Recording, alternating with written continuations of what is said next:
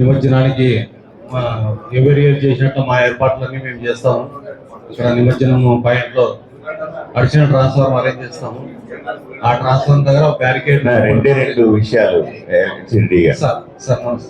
రెండు, ఆ power cut ఉండకూడదు, దానికి ఏమి ఏర్పాట్లు చేసుకుంటున్నారో మీరు సమాధానం చెప్పాలి. రెండవది ఏంటంటే, ఈ గణేష్ నిమజ్జనాల దగ్గర మెజారిటీ వాళ్ళకి జనరేటర్లు కూడా వస్తాయి, వాళ్ళతో పాటుగా ఎలక్ట్రిసిటీ ఇది వస్తుంది.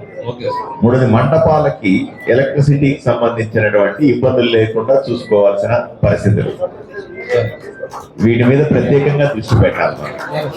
ఎందుకంటే వీళ్ళు వచ్చే ప్రొసెషన్ వచ్చే సందర్భంలో కరెంట్ ఆఫ్ చేయడము అన్నదాన్ని ముందుగా ప్రివెంట్ చేయాలి, ముందుగా చెక్ చేసుకోండి. పోలీస్ శాఖ తో మేము సమన్వయపరచుకొని. లేదండి, పోలీస్ శాఖ గారు వాళ్ళ పనులు అనుకుంటాయి.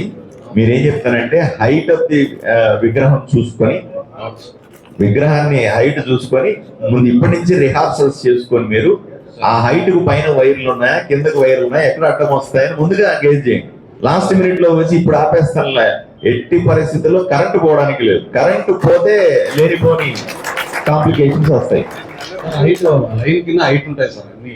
ఒకసారి చెక్ చేసుకోండి అంటున్నాను. మీరు ఉన్నాయి అని డోంట్ ఓవర్ కాన్ఫిడెంట్ గా ఉండకండి. ఇప్పటి నుంచి చెక్ చేసుకోండి. ఇంటెన్షన్ అయితే కరెంట్ పోకూడదు. ఆ రోజు ఎలక్ట్రిసిటీ వాళ్ళని కూడా అలర్ట్ గా పెట్టండి. ఎక్కడన్నా ఏదైనా పెద్ద ఫెయిల్యూర్, ఏదైనా వచ్చే గ్రిడ్ ఫెయిల్యూర్ లాంటి ఏమైనా వస్తే కూడా ఎలా మీరు అటెండ్ అవుతారన్న విషయాన్ని అలర్ట్ గా ఉండాలి. ఎందుకంటే మండపాలకు సంబంధించినటువంటి కరెంట్లు వాటికి కూడా ఒక విధానం తీసుకోండి.